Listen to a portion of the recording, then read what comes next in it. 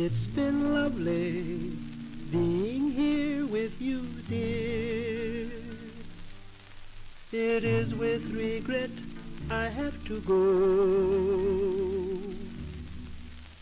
I'll be thinking of you, don't you fear, dear, with a happy heart that loves you so. Pleasant dreams to you, dear. May they all come true, dear. In your slumber rhapsody, I hope there'll be a place for me.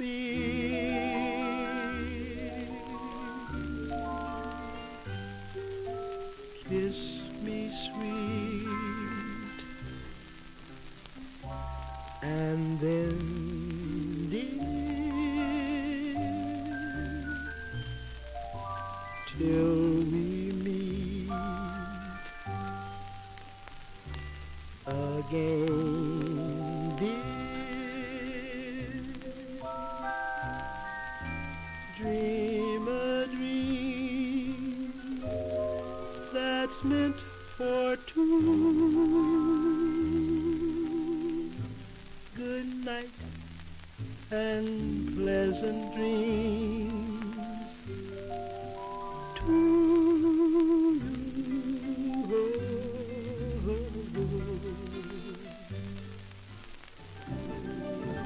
Who's the cutest kid in America? Is it Judy Lasike? Or will it be Patty Forcove? Could it be Michael Baker?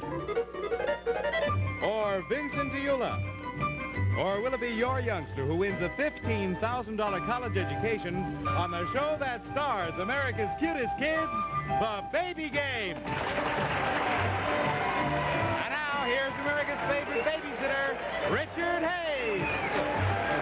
Thank you. I'm not even a big hit with the panel over there. They're just sitting, no applause or anything. We'd like to welcome you. We'd like to welcome you. We'd like to welcome the folks up there in the balcony. It's The Baby Game, and you will see some more of the entries in our Cutest Kids in America contest at the end of the show. Stay tuned. You just might see your own cute kid up there. Right now, you know how The Baby Game works. Let's meet the two young couples who didn't applaud me when I came out. Chet, please. Well, here they are, Richard. First meet the Morrises, George and Caroline, who have two daughters, ages 4 and 6.5 months. And they're playing against the Waltons, Gloria and Lloyd, who have one daughter, age 4.5, and a son, 2 months old. Hey, you got a brand new son over there. I'd like to welcome you all to The Baby Game. And, George, now is not the time to applaud. It's passed you by. We're going to test your knowledge as parents because it's time for round 1, and it is romper race time. It's worth 10 points to anyone who can pick the winner. So let's watch the champ and 2 challengers as they give you an idea of their form. Number 1, take a look at that little doll. That is a Lorene. She is a mover when she starts to move, and she's a rester when she starts to rest. Number 2, that is Billy. Notice that left leg. He kind of has a little pushing motion there that propels him right across the finish line. Number 3, that is Paul, the current champ, defending his title for the 3rd time, and is he thrilled about it. Okay, who is going to win? Number 1, number 2, or our current champ? Make your choices, put them in the answer boxes, and we shall return right after this message. Now, the fastest relief known for bronchial asthma attacks can restore free breathing in as little as 15 seconds. It's new Primatene Mist. Used as directed, Primatene Mist instantly delivers medication deep into congested lungs, opens breathing passages, relaxes bronchial spasms, so asthma attack is relieved fast. Get new Primatene Mist. Restores free breathing in as little as 15 seconds. It is simple to make a Chef Boyardee pizza.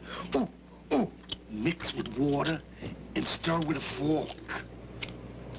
spread out the dough with your fingers. Spread the sauce on the dough. You sprinkle with cheese. Ooh, ooh. And now you bake for 20 minutes. It's easy to make a pizza at home that's as good as you've ever eaten, provided you use Chef Boyardee's complete pizza mix. Ooh, ooh. There's nothing to it.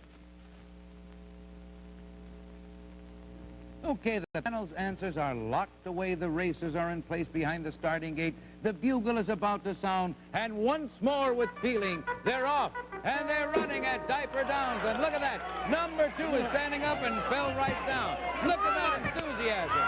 Look at that vim. Look at that vigor. Vigor, rather. It's 1, it's 2, it's the champ, and no one has moved. Number 2 kind of has an itchy foot, and here comes the champ. The champ is moving on down the rail. Down the rail all by himself and stopping. Number 1 and number 2 have a small romance going. And now it's number 1 moving out of the box. It's number 1 stopping now. It's number 1 staring, and it's the champion. The champion is out there all by himself. Here comes number 2 now.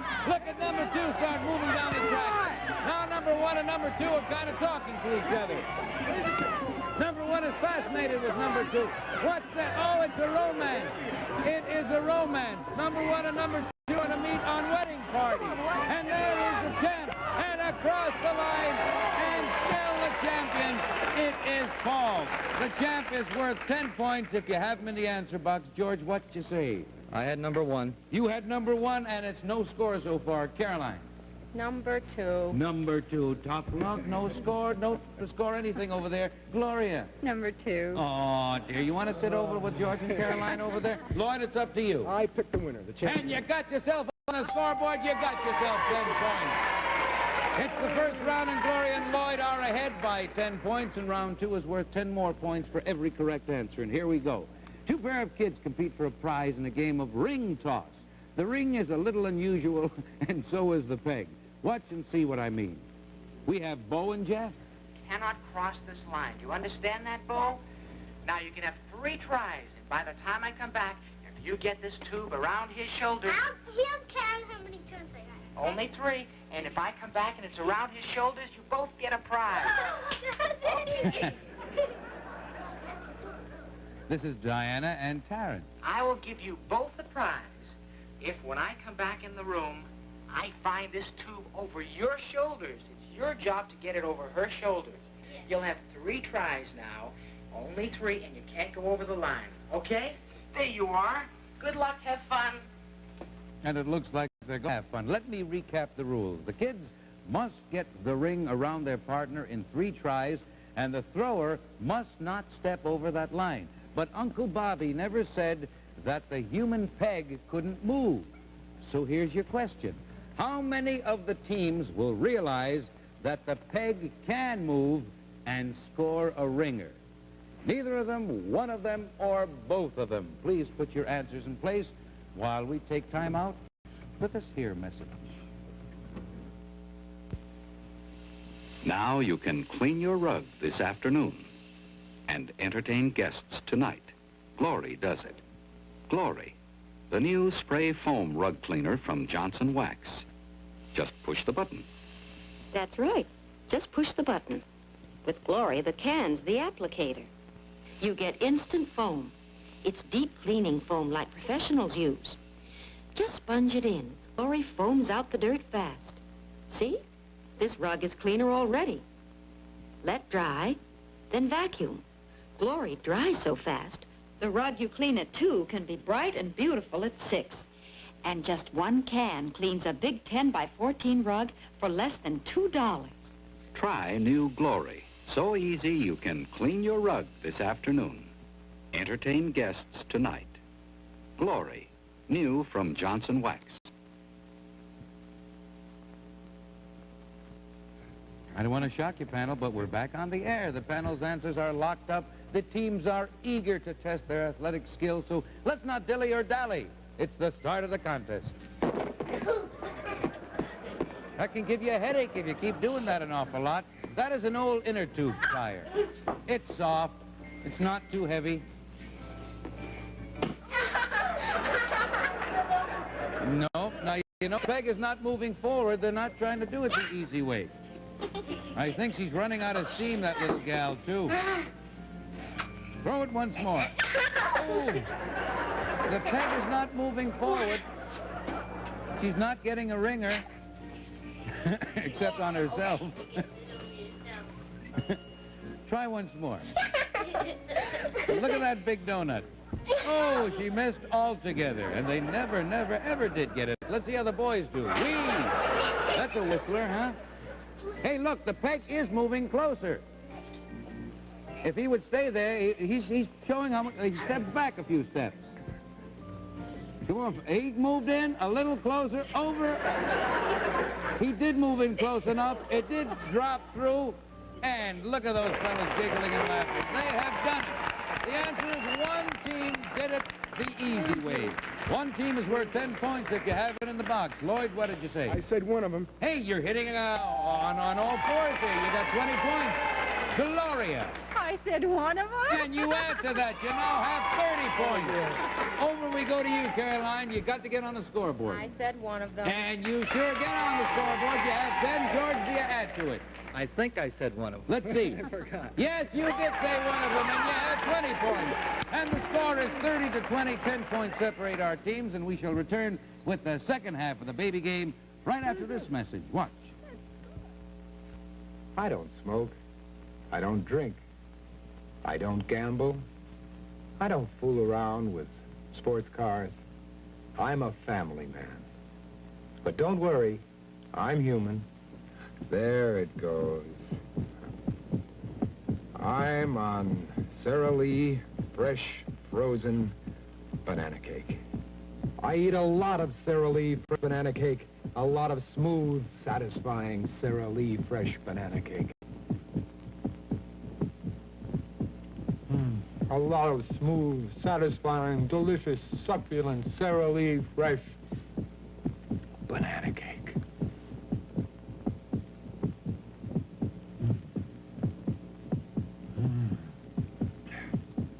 You're my one vice, Sara Lee.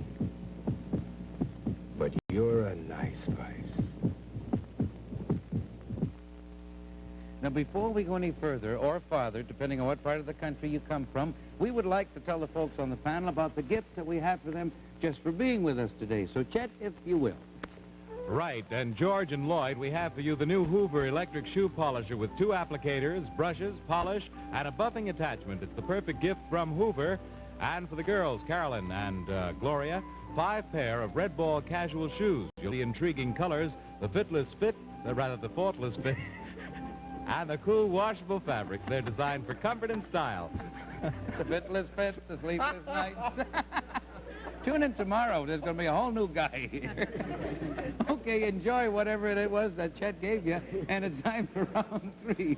It's worth another 10 points for each right answer. Here we go. 6-year-olds may be busy with schoolwork, but they have time to observe the world around them. You want proof? Watch. The kid's eye view of the world. What shoes do they wear? They don't wear nothing on their feet or anything. What do they wear? You mean, like when they go for walks, they wear pointy boots sometimes. How old do you have to be to become one? 21. Where do they come from? Villages. They have mustaches, and beards, and long hair, and long nails. Long nails? Why do they have long nails, Rita? Because they don't bite them. Sometimes there's girls. And what do the girls look like? They have long hair, and sometimes they play a guitar. What sort of a job do they have? Walking around the city. That's all? What do they do all day long? Sit and read books. What sort of hair do they have? Long hair. What sort of clothes, Philip? Raggedy. They wear ripped clothes and sandals. And they wear flowers in their hair. They wear paint on their face. And they grow beards and mustaches. And they have all these kind of go out lovings. And They look like a beatnik. How do you get to be one? You just make yourself real ugly and make your hair grow long. Where do they come from? The beatnik clan. You want to be one when you grow up. No. Why not? Because they never take a piss. You like to take baths? Yeah. Do you know anyone who would like to be one? Yeah. Who? My brother. Okay, please, now write down what they were discussing and put your answers in the boxes. We'll have the last word on this subject right after this word.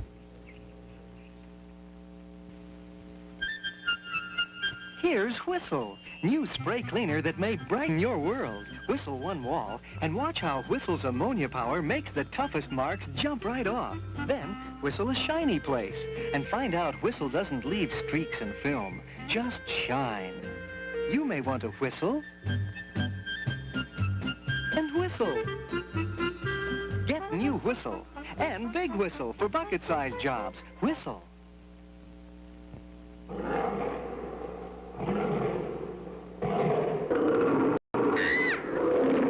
Liquid Vanish is the angry bathroom bowl cleaner. Hates tough water stains like these. Look, Liquid Vanish is extra thick so it sticks. Puts its angry strength right on the stains. Until they're gone. Try Liquid Vanish. You'll like it. If you can stand the noise. Place, and little Rita knows exactly what she was talking about. Right now, she's ready to tell us. Okay, Rita. Oh, Rita. Did you ever see one? Where did you see one? On a commercial. And what was it about? A hippie writing a note. They were talking about a hippie, and what she said was a hippie writing a note. If you have hippie in the box, you got yourself 10 more points. Lloyd, you're shaking your head. I said hippies. You said hippies? Well, you should go like that, up and down. You got yourself 40 points now. Over we go to Gloria. I said hippies. Good for you. You got yourself 50 points now. Caroline. Hippies. Hippie, whippy, dippies. You got yourself 30 points. And George. I said elves. Would you believe? Elves. What? You said what? Elves. Elves. Do you know that elves are neat? I'm in trouble. And all elves don't have beards. And yes, you are in trouble because you don't get any 10 points on that. You have 30 points, and you have 50 points, Gloria and Lloyd. But don't panic because the elves may come to your rescue. Because this next round, 25 points for each right answer. Round 4, and it can win the game. Are you ready? The world of automation has even reached into the baby game bakery. But a human touch is still very necessary. Watch. We have Michael. Okay, Michael, you're going to be my bakery helper here at the cake factory. You know this machine? This is the 3-layer cake machine. As a matter of fact, the machine made this cake right over here a little while ago. See that? 3-layer cake machine. Let me show you how it works. Whenever there's a bell, down comes a layer. Whoa, there it goes. We put it there. And I have to put it with cream. There it is. You know what? I'll go down the hall. As a matter of fact, you run the 3-layer cake machine for a while, okay? Good luck. This is Adam. Now, let me show you how the 3-layer cake machine works. When the bell rings, down comes a layer. Watch this, Adam. There it comes. Sometimes it goes right to the bottom like this. A little whipped cream. And that's it. Okay, I'm going to leave you in charge of the 3-layer cake machine. And the 3rd layer is Anthony. Okay, it's all yours. I'm going down the hall. Remember now, you're going to be in charge of the 3-layer cake machine. It's a lot of fun.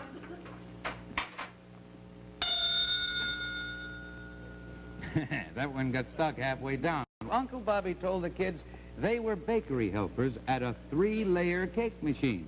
Well, that's true. Only if the kids make it so, because the bell will keep ringing and layers will keep coming down the chute. The question for 25 points is this. How many of the kids will make a cake with only 3 layers, stop, then start another cake? Will it be one of them, 2 of them, or all 3 of them? Please put your answers in place as quickly as possible. How many of the kids will make cakes with only 3 layers. 1 of them, 2 of them, or all 3 of them. A right answer in this round is worth 25 points. Lloyd, don't get lost in there. Everybody all set? Good. The answers are in the answer boxes, and I can smell those cakes from here, so we'd better hurry back to the bakery before the cake gets stale. Watch carefully now, because you will find the fellas in action. They've got to make 3-layer cakes. How many of them will make 3-layer cakes? That is Michael, and he's got a 2-layer cake going for him so far. There's the bell. And he now has a 3-layer cake. Let's see what he will do. Start another cake. There's the bell, and he didn't even hesitate. He pushes the cake on the side, and Michael makes a 3-layer cake and starts a new one. This is Anthony. He's got 2 layers going so far. 2 layers and a finger. What's he put on? Oh, what a delicious cake that is. 2 layers, he's got the 3rd layer. No, that's a 3-layer cake, and he's starting a new one. And this is Adam. Down comes the layer. Never a waste. He's got a 2.5-layer cake going there. I'd be the guy that bought that in the bake shop, I tell you. He's got 2-layer cake. Here comes a 3rd layer now. And he puts that on hold. Okay, now let's see what he will do. Here comes another layer. Will he start a new cake? Nope, he's going to make a 4-layer cake out of it. A little lopsided, but a 4-layer cake. Another layer comes down. Will he start now? It's a 5-layer cake that he is going for. Forcing it down and filling it up. And let me tell you that the last we saw him, he was building a 17-layer cake. The answer we're looking for, 2 of them made a 3-layer cake, and we shall find out who today's winners are right after this word. Ring around the collar. Ring around the collar. Those dirty rings. You try soaking them out and scrubbing them out, and you can still get... Ring around the collar. Now try Whisk. Whisk sinks right into the dirt, starts to clean before you start to wash, gets even permanent press fabrics beautifully clean. You won't hear ring around the collar with Whisk. Gee, you smell great. Ooh, and your skin feels, it's getting late. I'd better go. Tough luck, dear. But just smelling good isn't good enough. Your deodorant bar should be Phase 3, the only deodorant bar you can get with cream in it to make your skin feel soft and smooth. Now, let's see the difference Phase 3 makes. You smell great, and your skin is so soft and smooth. It's getting late. You'd better go. See what a difference Phase 3 makes? Okay, the answers are locked away. It's 50-30 in favor of Gloria and Lloyd. The answer worth 25 points, 2 of them. 2 of them, and George, what did you say? I said 2 of them. And you got yourself 25 more points. You now have 55. You are in the lead. Caroline. My kids don't bake. I only said 1. You said 1. I can't help it about that. You're still in the lead by 5 points. Let's see if it holds up. Gloria. I said 2 of them. You said 2 of them, and you get yourself 25 more points. You are the winners. Gloria and Lloyd, you have done it. You are the winners of today's exciting prize package. And here's Chet Gould to tell you what you won. You've just won the Tell City Early American Living Room, 6 pieces handsomely fashioned of maple from the Young Republic collection of the Tell City Chair Company. And these decorated design clocks for every occasion, a battery-operated wall clock, an attractive twin-face alarm, and a travel alarm, yours from the West Clocks division of General Time. And the Eureka automatic vacuum cleaner, featuring an on-off toe switch, a 3-position handle, and all-metal construction. You'll love the low silhouette design from the Eureka Williams Company. And the whole family will enjoy this assortment of Richardson's after-dinner mints, party patties, jellies, and buttermints, all from the Thomas D. Richardson Company. Now, something for the kids. We have the World Book Encyclopedia, They'll be delighted by the thousands of illustrations and diagrams. World Book is the foundation for every home library. That's today's prize package. It's worth over $800, and it's all yours from the Baby Game. There you go. Congratulations to you, Gloria and Lloyd, and I do hope that you enjoy all those gifts. George and Caroline, a terrific contest right down to the very end, and I hope you enjoyed yourself here today. Had a good time with all four of you, and I want to tell you that there have been literally hundreds of thousands of entries in our Cutest Kids in America contest. The judges are looking over the entries, trying to select the $15,000 winner. Right now, here's Chet Gould with some more of the entries. Chet. Well, this is Michael Weber from St. Petersburg, Florida. And we have Chris Vavrick from Crete, Illinois. That's little Leslie Bauer from Southold, New York. And I'm me from Brooklyn, New York, and don't forget about those 5 runners-up who will win a 1968 Pontiac station wagon. You will enjoy wide tracking. That's the great American sport. This 1968 Pontiac combines beauty and power and thrilling performance. And be sure to watch every day because you may see your child's picture right up there. I'm Richard Hayes, and I'm going to be here, and the kids will be here. Make it a point to be out there. Same time, same station. We'll be looking for you. Remember the name. It's The Baby Game. Thank you, and bye-bye.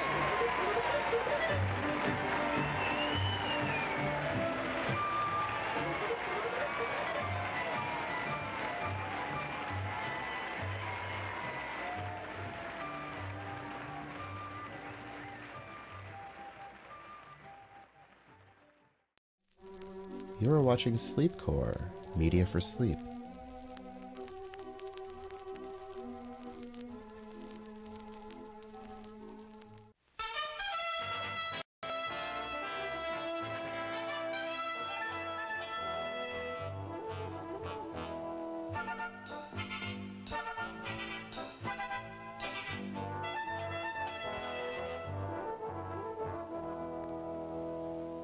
This is a businessman. His business is organized crime. His products include gambling, narcotics, vice, loan sharking, stolen goods, labor racketeering, and goons for hire. Illegal gambling brings in his biggest profits, working capital to finance other criminal activities. Bribery and corruption of public officials, including some police officers, almost always accompany large-scale illegal gambling. The law enforcement officer must avoid any such involvement. Besides corrupting the community he is sworn to protect, involvement puts him in personal jeopardy from local statutes and from the Organized Crime Control Act of 1970. This provides federal penalties for public officials who conspire to obstruct enforcement of local laws against gambling. Besides protection, organized crime provides layoff service for bookmakers and numbers operators, 2 of the largest illegal gambling activities. This call comes from the office of a numbers operation. The office manager may be called a controller, the office a drop, checkup, or counting house, the clerk's inside men, varying with the locality. Here, numbers bets are received and tallied, necessary records kept. Numbers operations take bets on number groups, usually 3, in a given order. Digits are determined by drawing, as in policy and bolita, or by daily published figures such as pari-mutuel payoffs, treasury balances, or stock exchange action. A lookout guards the outer door to the numbers office. But this and the other elaborate security precautions are no match for good police work. A stakeout team has had the building which houses the numbers office under visual observation.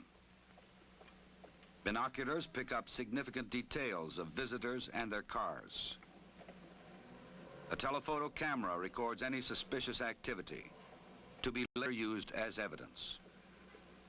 From this command post, the officer in charge maintains radio contact with other police units, prepared to coordinate the coming raid with citywide arrests of numbers salesmen. The numbers salesman is usually called a writer.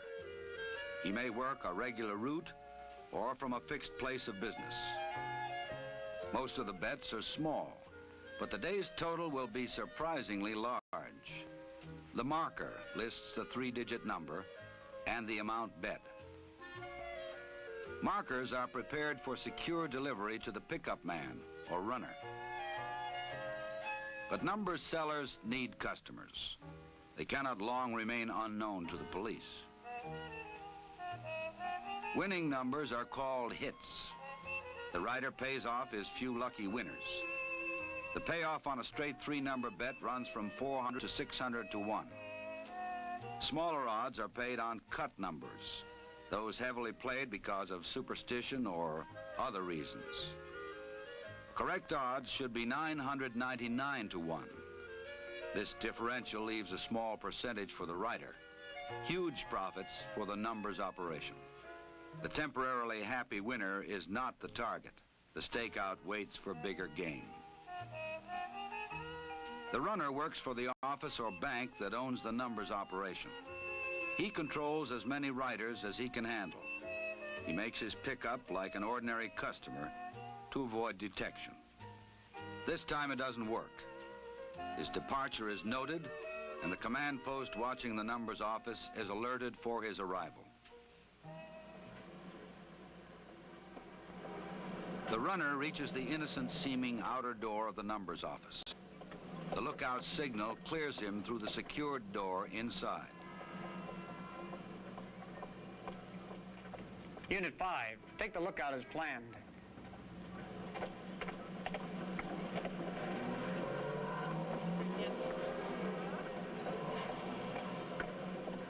It is the last free action the lookout will make for some time.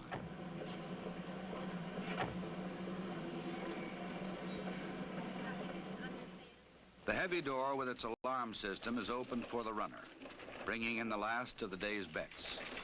The cash has probably been routed separately to another location called the bank, headquarters, or clearinghouse.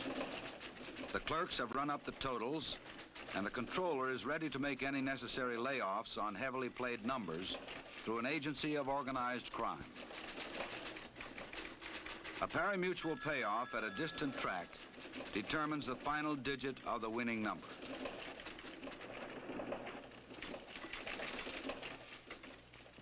Unit 3, lookout neutralized. Move on in.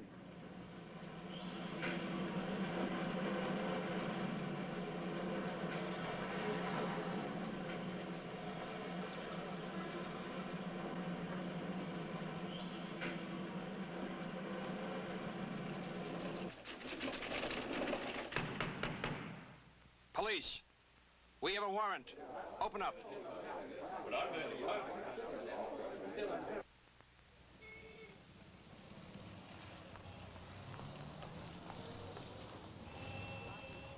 Police, open up or we're coming in.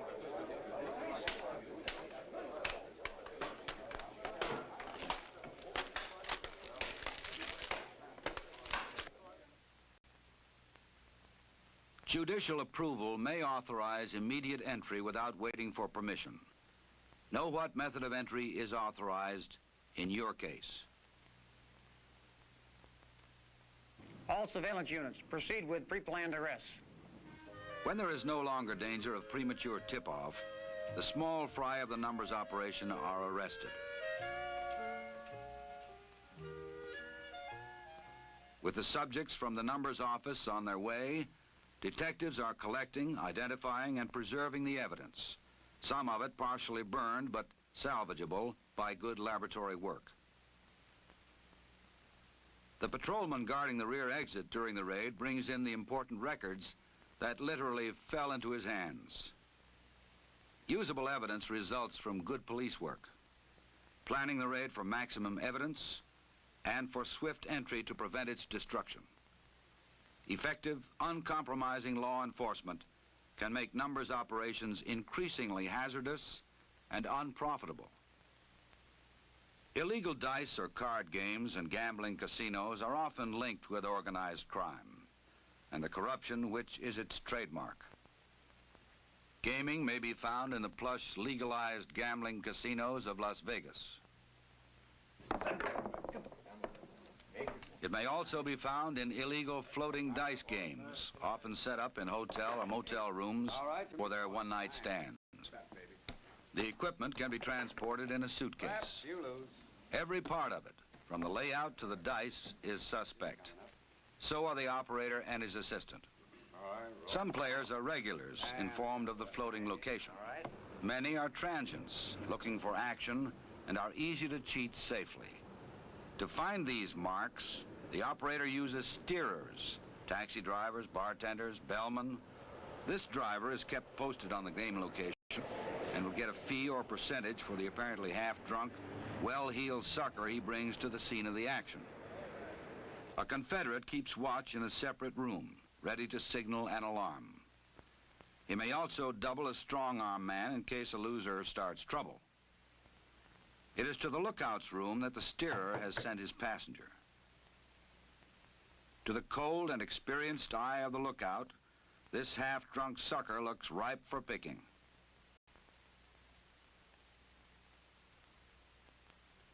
He gives him the room number of the floating crap game and signals the operator to expect him. This time they have the wrong sucker, a suddenly sober undercover detective. His concealed mic gets word to the team waiting below. Unit 5, this is T1. The lookout in 514 has an alarm buzzer in the door frame. I'm proceeding to the game in 519. Monitor me and execute the plan when gambling is established.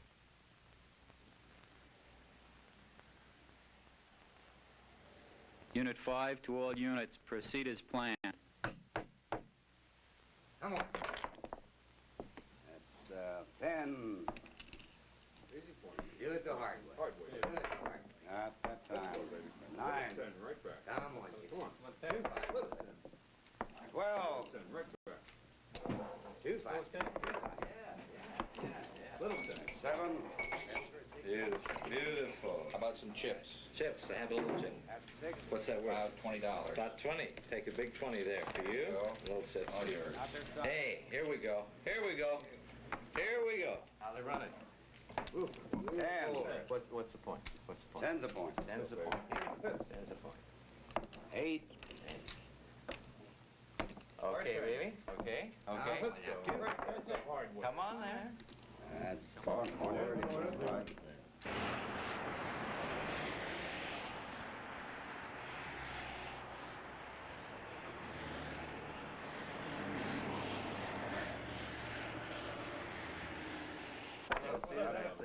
Low 6. All right, I think the man. Statutes concerning players in an illegal game vary from jurisdiction to jurisdiction. Okay. Okay. Give me the dice. Give me the dice. Next shooter. Let me get. Place your bets. All right. Let's go, Rick. There we go. Nothing to just freeze. Please, freeze. Put your There's no question anywhere about the arrest of the operator and his Confederates.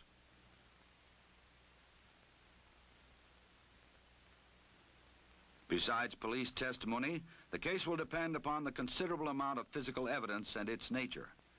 It will be carefully identified, marked, and preserved for the trial. Good police work by an undercover detective has put this illegal gambling operation out of business.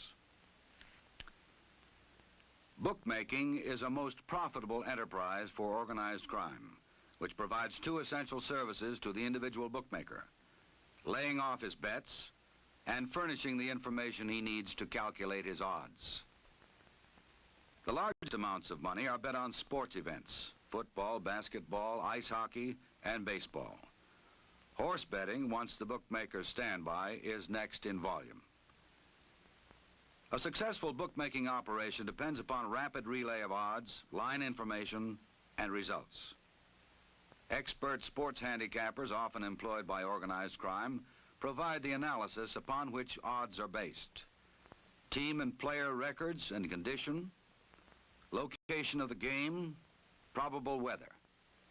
The bookmaker uses long-distance phone to get this information, fast and frequently. He also makes out-of-town calls to the bankers of organized crime to lay off his bets and keep the book in balance. So that these incriminating toll calls are not charged to the apartment he rents for a few hours each day, he has attached to the telephone an electronic device, the blue box. Like all evasive devices, it violates telephone company regulations. The blue box circuitry permits the user to make toll-free, unrecorded, and untraceable calls wherever direct distance dialing is available. Through the blue box phone, the bookmaker gets the latest point spreads on the college games he is booking. On football or basketball, the bettor usually wagers $11 on a pick'em basis to win 10. Point spreads reflect the handicapper estimate of the competing teams. Baseball bets are usually placed at varying odds, based upon the pitchers for the day, as well as the team record. To receive the incoming calls from bettors on which his livelihood depends, the bookmaker relies on several devices which may keep his location or private phone secret. One is the backstrap, a simple circuit which connects the bookmaker's unauthorized extension to an authorized and listed telephone at a nearby but separate and clean location. Another way to prevent his incoming calls being traced or his location revealed is by installing a black box, a somewhat more complex electronic device. It absorbs the electrical impulses on incoming calls so that they do not record at the telephone company's central billing equipment. This bookmaker, however, uses the more sophisticated cheese box to conceal his location and private telephone number. He maintains a private phone elsewhere than the apartment from which he works, with a number known only to him. He keeps an open line from his apartment to this phone at prearranged hours known to his customers. They have a different number to call, connecting them with still another phone, which may be in an empty room or other clean location. This call is switched through the cheese box to the bookmaker's private phone, also in a clean location. Then, during the hours that he monitors this phone from his apartment, he can converse with the customer, who has called an entirely different number to reach him. Other elements in the elaborate screen of deception may be markers or records on instantly disposable water-soluble or flash paper. But even the tightest screen will not shield against vigorous and uncompromising police work. Informants are a prime source for discovery of illegal gambling. They may be on a police payroll, regular bettors, competitors, or disgruntled employees. This is a housewife who has discovered where most of her husband's paychecks are going, betting on sports. She gives the detectives the accommodation number that she knows her husband calls to make wagers. Even then, it is not easy to find the bookmaker's actual location. The telephone company will aid in tracing it through the maze of electronic evasion. Having located the apartment that the bookmaker works from a few hours each day, they keep it under surveillance. They learn the daily routine and plan for a legal yet fast entry when the action is heaviest, evidence most plentiful. The bookmaker is off the cheese box open line. With all bets in for that day, he finds that to balance his book and ensure a profit, he must lay off some heavily played teams. It is time to call the bookmaker's bookmaker, almost always an agent of organized crime. Layoff is big business. Without it, few bookmakers could operate. His heavy work over, he waits expectantly for delivery of his daily sandwich.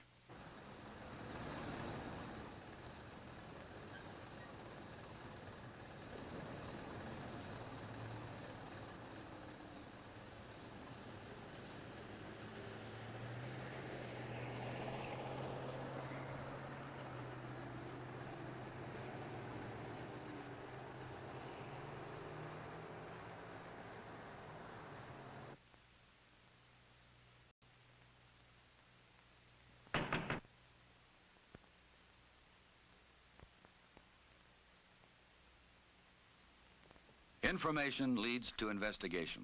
Investigation to surveillance. Surveillance to apprehension. It pays off. Armed with a warrant, police planned their raid when the maximum evidence would be on hand, and with minimum chance for its destruction. There is no cooperation from the bookmaker, but their continuing investigation will uncover other evidence.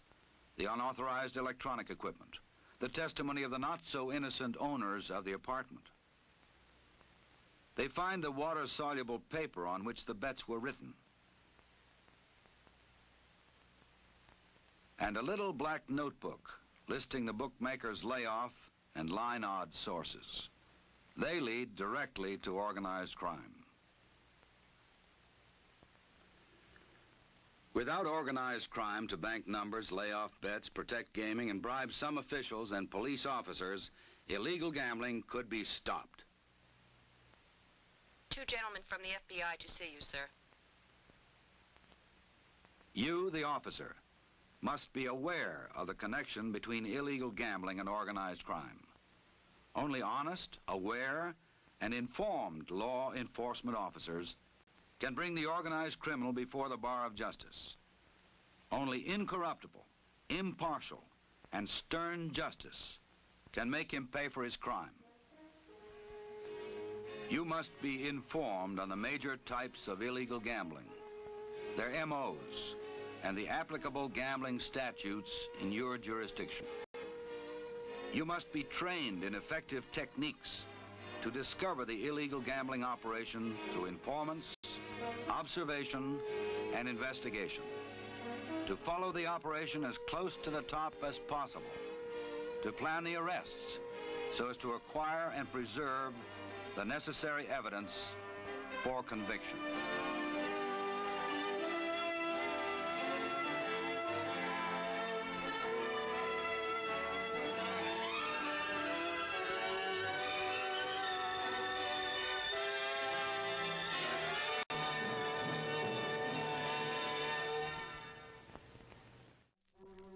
You are watching Sleepcore, media for sleep.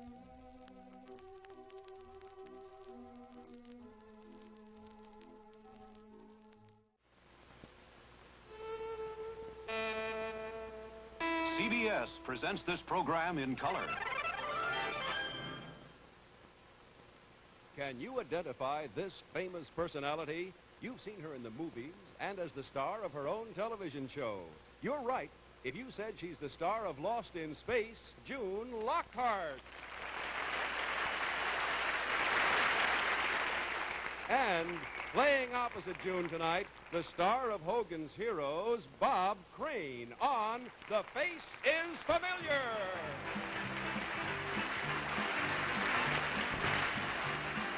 Yes, it's The Face is Familiar, brought to you tonight by Parliament, the cigarette made a different way, with the filter that's in, recessed in for flavor. Parliament.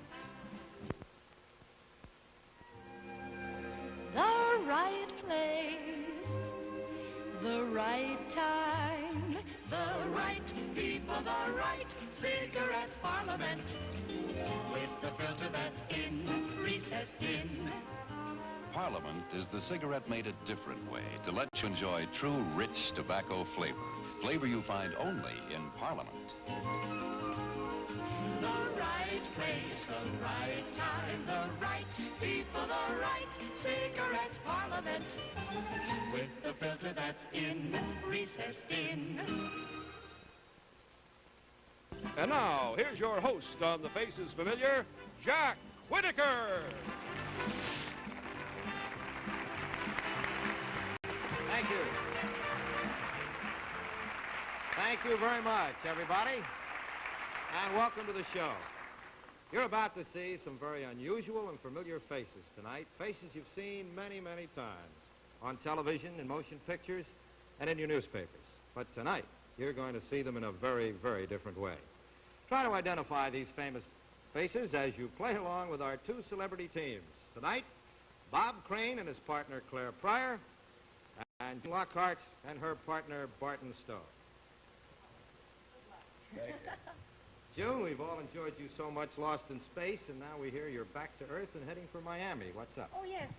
We're going down there the end of May. Well, no, it's May 21st. I'm going to be the hostess on the Miss USA contest on wonderful. Television Yeah, on that's this great. network. All the best of luck. You'll be Thank you. fine. And, of course, Bob Crane, I know Hogan's Heroes a smash in our family. What's new with the show? Well, we've been renewed. We're in 7th place in the Nielsen ratings. We're all making a little bit of money, and it's just a pleasure to be on a hit show. Thank goodness it's a hit, you know. You bet. It's coming back next year. And also, it's been nominated for an Emmy, and so is Bob. Well, wonderful. Good. Thank you. Jack, if you don't need me any longer, I'd like to leave. Bob will vote for you, I'll tell you. All the best of luck on that. Bob, say hello to your playing partner tonight, Claire Pryor from Brooklyn, New York. Hi, How do you do? You're lovely. I've been in a prison camp. And June Lockhart, your playing partner, Barton Stone from Tampa, Florida. See, they don't care. No, we don't get that. There it is, folks. You never thought you'd see it on television. It's a friendly show. Let's play The Face is Familiar now, if you will. We're going to start by showing you one part of a famous face. Light up the screen, please. All right, panel, now this is one part of 7 parts that make up a complete and familiar face. And in order to make it more identifiable as we go along, we'll add additional parts every time that you can complete one of my statements. All right, fingers on the buzzer, get ready. We'll begin with June and Bob. This will be for one additional part now. Ready? Complete this statement. When you pull a muscle in your leg, you get a Charlie. Bob. Horse. Horse, for one additional part. Bob, look closely at the screen now and see if this face becomes familiar as we add one more part. There it is. For $150, Bob Crane, is that face familiar? Yes. It is. Who Yes. is it? It's me. It's not me. Oh, all right. Well, Bob, I want to tell you something. That is not the face of Bob Crane. All right. But you're close. Your foreheads are similar, I think. We'll go on now, build the picture again. This time we'll go between Claire and Barton. Complete this statement for one additional part. Ready? Shangri-La is described in the book Lost. Yes, Barton. Horizon. Horizon. Fine. For one more additional part, Barton, if you'll look at our screen, as we add this additional part, see if the face becomes familiar. Here it is. All right, Barton, for $150, is that face familiar? Robert Ryan. Robert Ryan. That is the face of somebody else, Barton. All right, let's keep building this picture now as we return to June and Bob, and this time it's for 2 additional parts. When the bartender buys you a drink, it's on the... June Lockhart. Funny, I should know that. House. The house. Why, of course. I don't think it's so funny that you should know it. I'm at a disadvantage. 2 additional parts, June. Watch our screen carefully as we add them now. Here's the first part. And here's the second part. June Lockhart, is that face familiar? Is it Louis Nye? Is it Louis Nye? June Lockhart, it is not Louis Nye. So we have 2 more parts to the picture. We will play for those 2 additional parts now between Claire and Barton. Ready?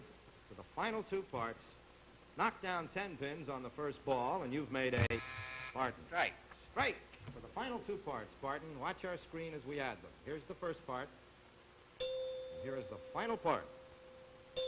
Robert Goulet. All right, Barton. Goulet. Robert Goulet is absolutely right. Of course.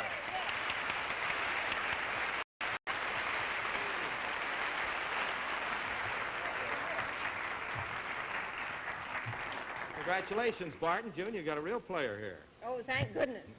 Robert Goulet, and you win $150 on that, Barton. And we're now going to give you a chance to win a lot more money. Now, in just a moment, we're going to show you and June our 3 of a kind. 3 pairs of eyes, 3 noses, and 3 lips. And for each correct identification, you'll win $50. And if you correctly identify all 3, we'll double all of your money, which means you can win $500. All ready? We'll begin with you now, June.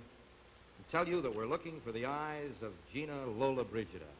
The eyes of Gina Lola Brigida. Watch the screen carefully here, the first pair of eyes. And the second. And the third.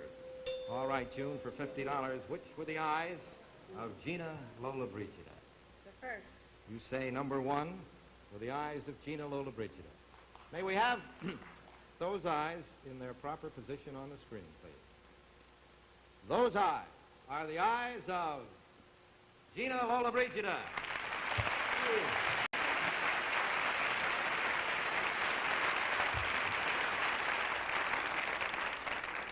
Well done, June. And Barton, you're well on your way to doubling your money now. $50 more, you're still alive. We're looking, Barton, for the lips of Joseph Cotton. The lips of Joseph Cotton. Watch the screen carefully. Here are the first pair of lips. And the second. And the third. All right, Barton. Which lips were the lips of Joseph Cotton? 2. Number 2, you say, were the lips of Joseph Cotton. May we have those lips in their proper place on the screen? Let's find out who they belong to. Those are the lips of John Lindsay. All right, Barton. You still have a chance to win $50 more, though. We'll return now to June and tell you that we are looking for the nose of June Lockhart. I beg your pardon? We're looking for the nose of June Lockhart. And I'm to guess? You're to my guess own your nose? own nose. Watch our screen very carefully now. All right. The nose of June Lockhart. Here is nose number 1, number 2, number 3. June Lockhart, which one of those noses is yours? The second one. You say the second nose belongs to you? I think so. May we have that nose in its proper position on the screen? June Lockhart, that is the nose of June Lockhart.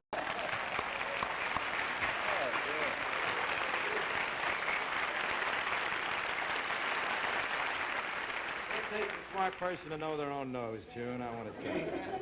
Very nicely done. Barton, that means you have won with June Lockhart $250. And for you, Claire, we have a little prize of $50 for you, and our thanks to both of you for being on The Face is Familiar. Thank you. All right, we'll be right back with another familiar face after this word from our sponsor.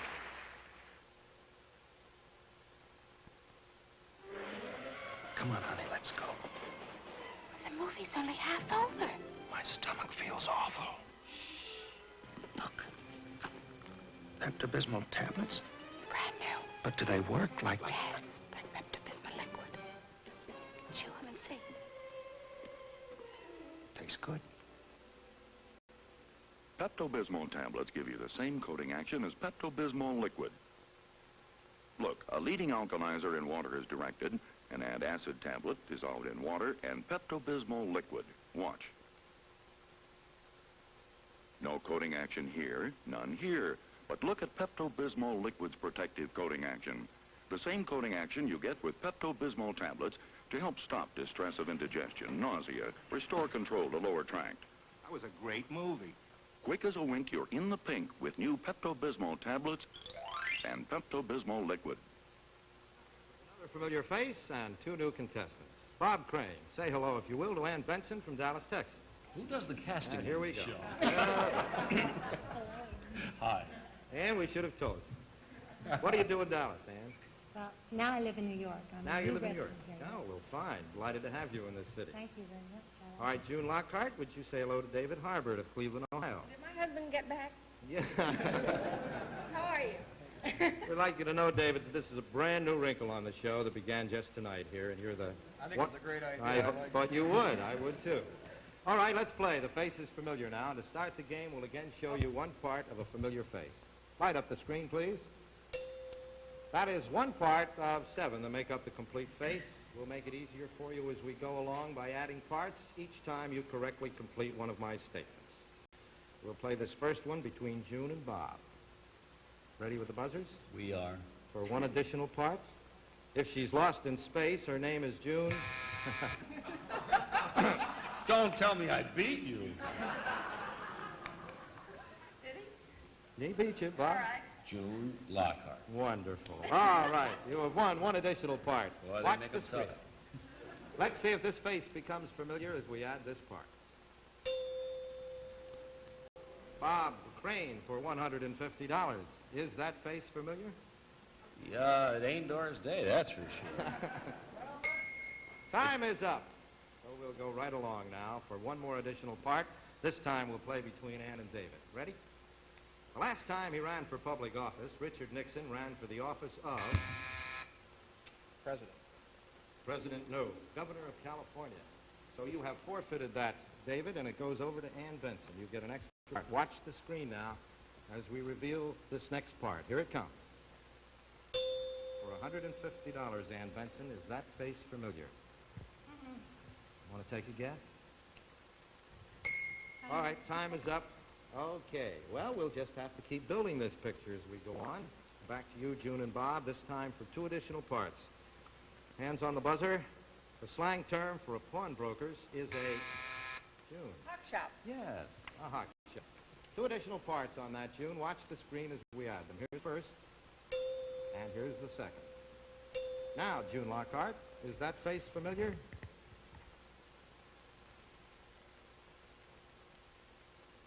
Is it John Lindsay? You're asking me if that picture is John Lindsay. And I will Couldn't be answer you again. by saying, June Lockhart, that is not John Lindsay. All right, we have 2 more parts to fill it out, and we'll play for those 2 now between Ann and David. These are the final 2 parts of the picture. Ready? If you photograph well, you are... Yes, Ann. Photogenic. Photogenic indeed, just like you. You've got the final 2 now. Watch the screen as we add them. Here's the first, and here is the final part. All right, with all 7 parts revealed. Is that face familiar, Ann? Oh, there's time. Sorry. Time ran out on you. And now, panel, since we have revealed all 7 parts of this familiar face and you have been unable to guess the identity, we're going to give you a chance to straighten that face out. And we're going to do that by letting you switch 2 parts of the picture, one with the other. And now we'll start with June and Bob. We'll play completing of this statement for a switch. Are you ready? Hands on the buzzer. June and Bob. Follow this, I'm sorry. Just Well, put if your hand you on the win- buzzer. All If you right, know I'm the on the answer, buzzer. all right. If you win on the buzzer, I will tell you what to do. Oh, I see. Oh, I got it. All right. Just trust me. Down here on Earth, we're a little different than the people used to. We'll take care. We do it all with buttons up there, too. I know. Here we go. In the days of Nero, a commuter went to work by Bob Crane. Wait on now, folks, I'm going to tell you. He went to work by way of mule. There goes. Sorry, there's the bell on that. By mule. Well, you must have known some pretty bad Romans. Chariot was what we wanted. However, time ran out. We'll play for a switch now. I know who it is. Between Dave and Ann now for a switch. Are you ready? A person on a diet is a weight... Yes, Ann. Non-lifter. No, a weight lifter, a weight what? Watcher. Weight watcher. All right, you've won a switch. Ann, look at our screen now and tell me what single part of that picture you want to switch.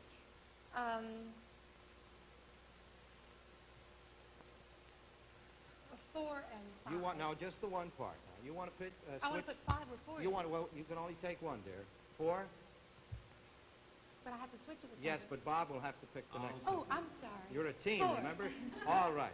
You're going to pick number 4. Bob Crane, your partner, has picked number 4. I'll pick number 1. With 1. All right. 1 with 4. Let's see what happens to our familiar face when we switch number 1 with number 4.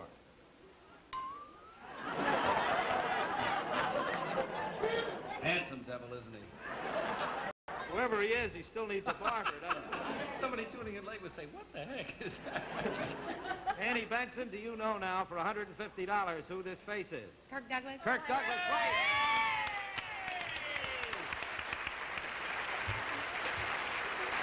And you thought it was going to be hard.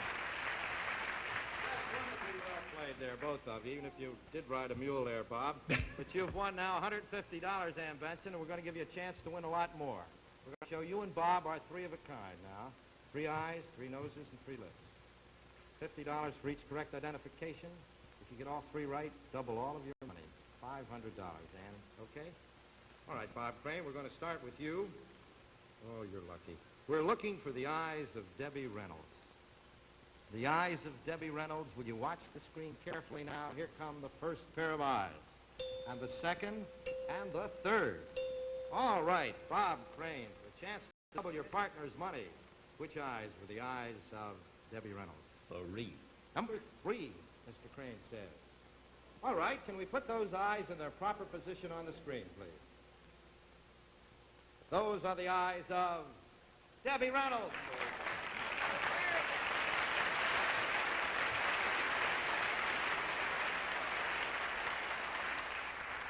You were very good, Bob Crane. Thank you very much. Very good. All right. It's nothing at all. You're still alive to double your money, Ann Benson. This time it's your turn.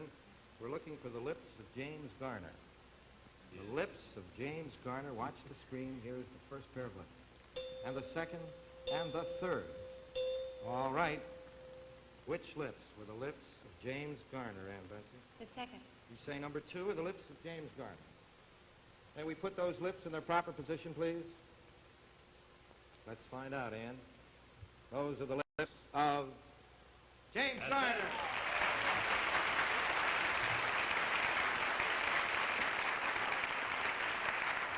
And you're doing well. It's up to Bob Crane to see if you can double all your money now for $500. Bob, we're looking for the nose of Dinah Shore. The nose of Dinah Shore. Watch our screen carefully now. This is for $500. Here's nose number 1. Number 2. Number 3. Bob Crane's nose is the nose of Dinah Shore.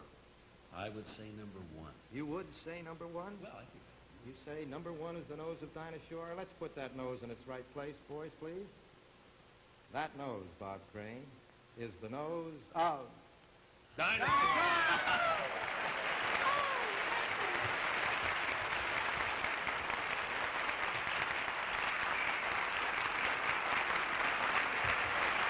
You're pretty good. Got off to a slow start and went downhill from there. You were very good, Bob, and so were you, Ann. You have doubled all your money for $500, and you've played with a fellow that's been cooped up so long, and I think you were lucky to get him tonight. Thank you so much. Thank you very much, Ann. For you, David, we have a consolation prize of $50. Our thanks to both you and Ann for being on The Face is Familiar. Thanks very much, sir. We'll be back with another familiar face right after this word from our sponsor. You are watching Sleepcore, media for sleep.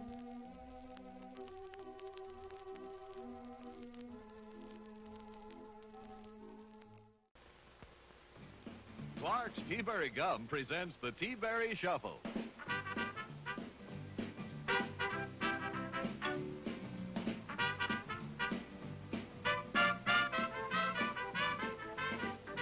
Have a little fun. Try Clark's Tea-Berry Gum. It's a matter of taste. Me? I love an injector razor. You love it? Well, I like it very much. Okay? Yeah. Especially since Persona brought out this stainless injector blade. That's smooth. You prefer Persona to stainless injector? Oh, yeah. Everything I've heard about Persona Double Edge seems true of these two. You do love your injector razor. Well, with Persona blades, I do. We're back with another familiar face and 2 new contestants. Bob Crane, say hello to Late Bowden of Fort Lauderdale, Florida. Oh, really? Oh, it's the best part of the show, folks. You really have been locked up a long time. Oh, heck. Why don't we just do that all night? June Lockhart meets your new partner from Cornish, Maine, Jan Wells. Hello, how are you, Jan? See, nothing original. Well, we're off to a nice friendly start again, huh? All right, let's get mean now. You're playing against each other as we go for a familiar face. To start it out, we're going to show you one part of a familiar face. Light up the screen, please. All right, panel. Now, this, as you know, is one part of 7 that make up the complete familiar face. We'll add to it as we go along each time that you correctly complete one of my statements. And we'll begin again for one additional part with June and Bob. You ready? You're right. All right. Frances Gum was the real name of Judy June. Garland. Garland, right. For one additional part. You don't go back that far. June? No. I could have said no. Watch our screen carefully now as we add this additional part. Here it is. All right, June. Oh. Is that face familiar? For $150. Doris Day. You say that is the face of Doris Day? I think it might be. June Lockhart, that is the face of Doris Day.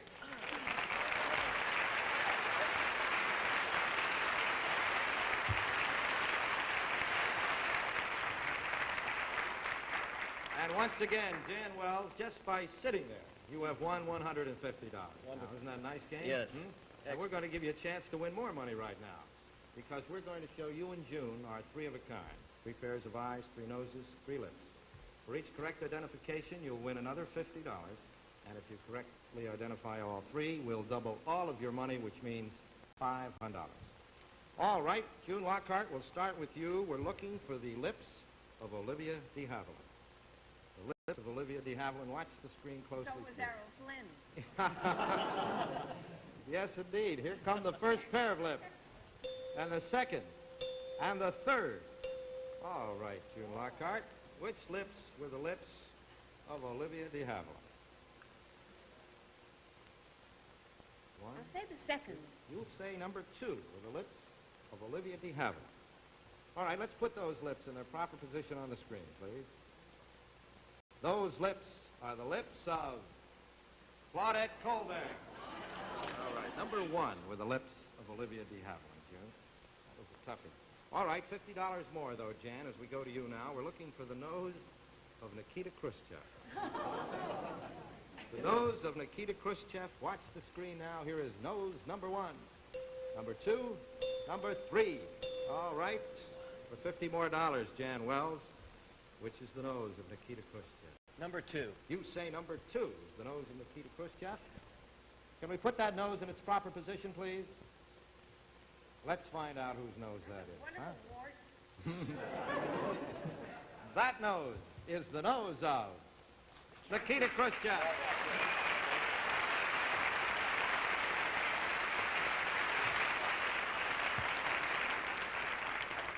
All right, you're $200, Jan, and you have a chance for 50 more as we return to you, June. We're looking for the eyes of Sophia Loren. The eyes of Sophia Loren. Watch the screen closely. Here come the first pair. Here are the second pair and the third pair of eyes. For $50 more, June Lockhart. 2. You say number 2, the eyes of Sophia Loren. All right, let's put those eyes in their proper position, please.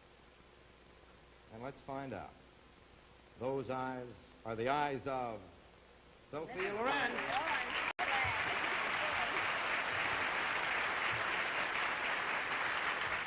Very well played, June Lockhart and Jan Wells. You have won $250. And for you, late, we have a consolation prize of $50. And a nice kiss. Yes, and a nice kiss. It wasn't in vain, was it? Huh? I bet you thought my teams were going to be lousy. Huh? We'd like to thank both you and Jan for being here. Thank you for playing The Face is Familiar. All right, we'll be back in just a moment now to tell you about next week's guests. But first, this word from our sponsor.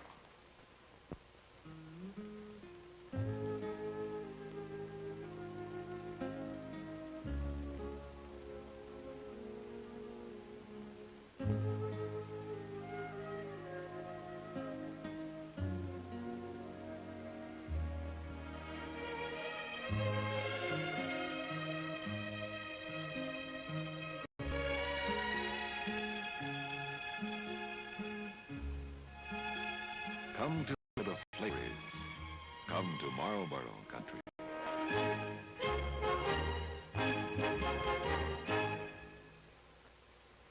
Well, if you would like to attend our broadcast and apply to be contestants, write for tickets to The Face is Familiar Tickets. CBS TV, 51 West 52nd Street, New York, New York, 10019, the zip code. Those are our familiar faces for tonight. And June Lockhart, thank you very much. We're so glad we caught you between trips. Oh, thank you. It's always a pleasure to be caught between trips. And of course, with a pretty nose like yours, no wonder you can identify it right away. That was pretty good. Oh, yes, thank you. But pretty embarrassing to miss one's own nose, I guess, though. Well, I don't know. We find some of the most difficult things to identify are noses. Bob, you did quite well.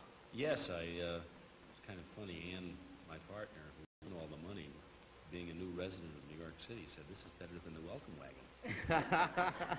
Well, I'm glad that you were on hand here to welcome her. I don't think she'll ever forget that. How's the rest of the gang on Hogan's Heroes? Oh, everybody's just fine. Werner Klemper, I must say, too, the commandant on Hogan's Heroes, is up for an Emmy Award, too. I just want to... Well, we wish him all the luck in the world, too, and all of your cast, June, on Lost in Space. Thank you both so very much for being here. All right, next week, our guest stars will be... This lovely star, whom you've seen many times on television and on Broadway, playing against this popular and talented motion picture star. Did you recognize them? Do you think you know who they are? Well, why don't you check out your answers next week? They'll both be here on The Face is Familiar. This is Jack Whitaker. Good night, everybody. The Face is Familiar was brought to you by Marlboro Filter Cigarettes. You're where the flavor is when you're in Marlboro country. This has been a Bob Stewart Enterprises production.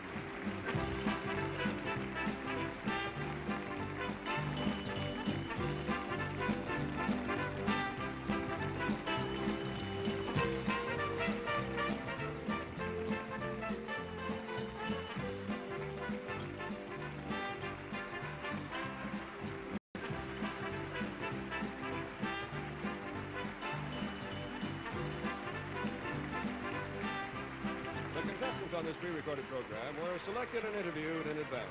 This is Jack Clark speaking.